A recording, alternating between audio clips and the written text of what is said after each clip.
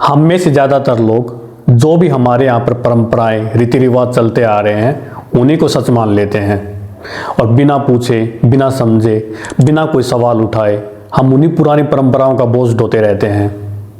आज हमारे सामने सबसे बड़ा खतरा बेरोजगारी या फिर महंगाई का नहीं है, बल्कि सबसे बड़ा खतरा है हमारी सोच का बंद हो जाना।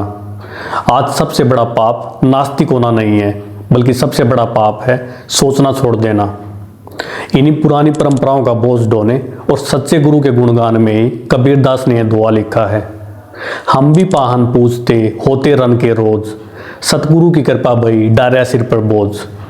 कबीरदास का यह दुआ सतगुरु यानी कि सच्चे गुरु के महत्व को बहुत ही सुंदर और प्रतीकात्मक ढंग से समझाता है। यह दुआ गुरु के प्रति समर्पण और कृतज्ञता के भाव को दर्शाता है। कबीर कहते हैं कि अगर मुझे सच्चे गुरु की प्राप्ति नहीं हुई होती तो मैं भी दूसरे लोगों की तरह ही पत्थर की मूर्ति को भगवान मानकर उसी अज्ञान के मैदान में भटकता रहता और पुरानी परंपरा का बोझ ढोता रहता। मेरा जीवन भी जंगल में किसी जंगली जानवर की तरह भटकते हुए व्यर्थ बीत जाता। लेकिन यह मेरे गुरु की असीम कृपा है कि उन्होंने मुझे सही रास्ता दिखाया और मेरे सिर पर लदा हुआ अज्ञान, अहंकार, अंधविश्वास और सांसारिक वासनाओं का भारी बोझ उतार फेंका। गुरु के ज्ञान ने मुझे भटकाव से बचाकर सत्य से साक्षात्कार कराया। यहाँ पर गुरु का मतलब किसी व्यक्ति से नहीं है, बल्कि गुरु वो आवाज़ होती है जो हमारे अंदर से आती है, जो गलत करने से पहले हमें रोकती है, जो सही करने की हमें हिम्मत देती है। जब हमारी अंतरात्मा जाग जाती है तब किसी बाहरी सहारे की ज़रूरत नहीं रहती। कबीर कह रहे हैं कि अगर मुझे सच्चे गुरु न मिले होते तो मैं भी उसी भीड़ का हिस्सा होता और बिना सोचे समझे वही सब कर रहा होता जो कि बाकी लोग कर रहे हैं। लेकिन गुरु की कृपा से मुझे समझ आया कि भगवान पत्थर में नहीं बल्कि हमारी चेतना में है, हमारी समझ में है, हमारी अंतरात्मा में है। गुरु ने कबीर के ऊपर कोई नया बोझ नहीं डाला, बल्कि जो गलत धारणाएं थी उनको हटा दिया। और जब बोझ उतरता है तो आदमी पहली बार स्वतंत्र होकर सोचता है और सच को पहचानता है। तो यहाँ पर कबीर का संदेश साफ है कि भगवान कहीं बाहर नहीं बल्कि हमारे अंदर, हमारी चेतना में है।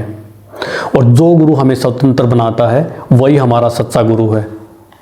लेकिन आज समाज में भगवान कम और डर ज़्यादा बेचा जा रहा है। श्रद्धा के नाम पर आदमी से उसकी समझ उसे छीनी जा रही है। हम मंदिर मस्जिद के नाम पर लड़ते हैं पर इंसानियत पर चुप रहते हैं। मंदिर मस्जिद टूटे तो दंगा, पर अगर आदमी टूटे तो कोई आवाज़ तक नहीं।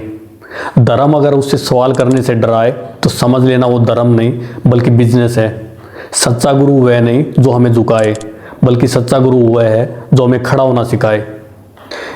जो धर्म तुम्हें दूसरों से नफरत सिखाए वह ईश्वर तक नहीं बल्कि सिर्फ सत्ता तक पहुंचाता है। आज धर्म के नाम पर भीड़ तैयार की जा रही है और युवाओं से उनकी अकल उधार ली जा रही है। भीड़ के पास अपना दिमाग नहीं होता। भीड़ में इंसान खुद की जिम्मेदारी भूल जाता है और वही सब करने लगता है जो बाकी सब लोग कर रहे हैं, चाहे वह सोशल मीडिया पर किसी को ट्रोल करना हो या फिर धर्म के नाम पर नफरत फैलाना। इसलिए भीड़ का हिस्सा मत बनो और सवाल पूछो। आज के दौर में सबसे खतरनाक आदमी वह नहीं जो सवाल करता है, बल्कि वह है जो सोचना छोड़ देता है। कबीर आज भी हर उस व्यक्ति में जिंदा है जो सच बोलने और सवाल करने से नहीं डरता। याद रखो, जो तुम्हें सवाल करने से रोके वह तुम्हें बचा नहीं रहा बल्कि तुम्हारा इस्तेमाल कर रहा है। और धर्म अगर इंसानियत से बड़ा हो जाए तो समझ लो वह धर्म नहीं बल्कि धंधा है। धर्म का काम जोड़ना होता है, तोड़ना नहीं। और जो धर्म तोड़े वह ईश्वर का नहीं बल्कि सत्ता का औजार है।